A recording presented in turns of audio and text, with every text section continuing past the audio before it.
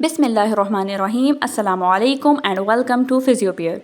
आज की वीडियो में मैं इंतहाई इफ़ेक्टिव एक्सरसाइज प्लैंक के हवाले से बात करूंगी कि अगर आप इसको डेली बेसिस पे परफॉर्म करते हैं तो इसके कौन से बेहतरीन नताइज हैं जो आपकी बॉडी पे मुरतब होते हैं।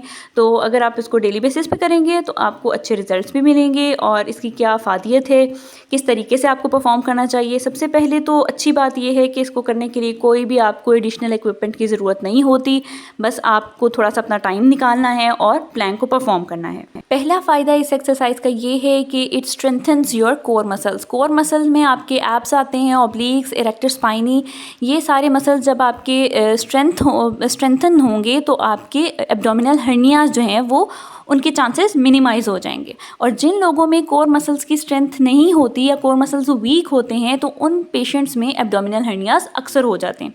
तो अगर आप चाहते हैं कि आपको एब्डोमिनल हर्नियाज के इश्यूज़ जो हैं वो ना हो तो डू प्लैंक रेगुलरली। आपके बैक मसल्स को भी स्ट्रेंथन करता है। अगर आप डेली परफॉर्म करते हैं तो लोअर बैक मसल्स के साथ साथ आपके अपर बैक मसल्स भी इससे स्ट्रेंथन होते हैं, जिनकी वजह से आपकी बैक पेन जो है वो कम हो जाती है। तो बैक पेन अगर आपने रिड्यूस करनी है, जितनी भी मस्कुलेचर कह लो कि कॉज होगी जितनी भी बैक पेन की, तो वो इससे रिड्यूस हो जाएगी। तो प्लैंक इस वजह से भी करने ज़रूरी हैं। इसके साथ साथ आपका पोस्चर मेंटेन करने के लिए भी प्लैंक जो है वो इफ़ेक्टिव एक्सरसाइज है, क्योंकि इससे आपके नेक और शोल्डर के मसल्स भी बिल्डअप होते हैं। तो अगर आप प्लैंक करते हैं तो आपका पोस्चर भी इससे करेक्ट होगा।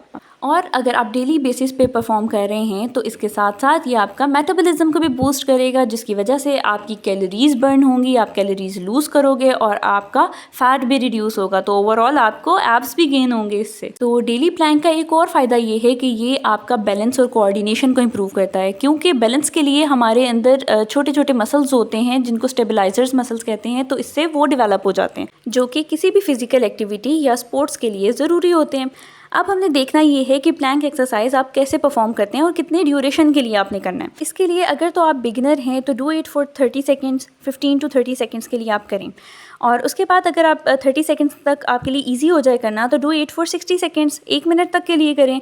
और मैक्सिमम आप इसको 2 मिनट्स तक लेके जाएं। और ज़्यादा बेहतर ये होगा कि अगर आप 2 मिनट्स तक भी स्टैंड कर पा रहे हैं, प्लैंक कर पा रहे हैं, तो उसके बाद आप 1-2 मिनट का रेस्ट लें और उसके बाद फिर से 2 मिनट के लिए आप प्लैंक करें। और इस तरीके से आप 3 सेट्स कर लें 2-2 मिनट्स के।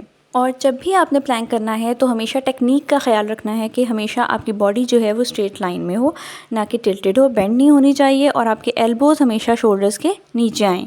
तो 90 डिग्रीज़ के एंगल पे आपके शोल्डर और एल्बो जॉइंट होंगे और तब आपने अपना वेट जो है अपने फोर आर्म पे डालना है। ये बिल्कुल क्लासिक वर्जन है प्लैंक का। और हमेशा याद रखें कि technique is always important than duration. आप ड्यूरेशन इंक्रीज़ करने के बजाय इससे पहले आपने ये ध्यान देना है कि आप अपनी टेक्निक जो है वो बिल्कुल स्ट्रेट रखें, वो सीधी रखें, सही रखें। तो इंशाल्लाह ये सारे फ़ायदे आपको प्लैंक करने से होंगे। तो इसी के साथ do let me know in the comment section कि आप में से कितने लोग ऑलरेडी परफॉर्म कर रहे हैं और कितने लोग हैं जिन्होंने ये नाम भी पहली बार सुना है। तो अपनी राय का इजहार ज़रूर कीजिएगा और दुआ में याद रखिएगा। आज की वीडियो आपको आई होप पसंद आई हो, और अगर ऐसा है तो do like it, share it and subscribe my channel. Thank you so much. अल्लाह हाफिज़।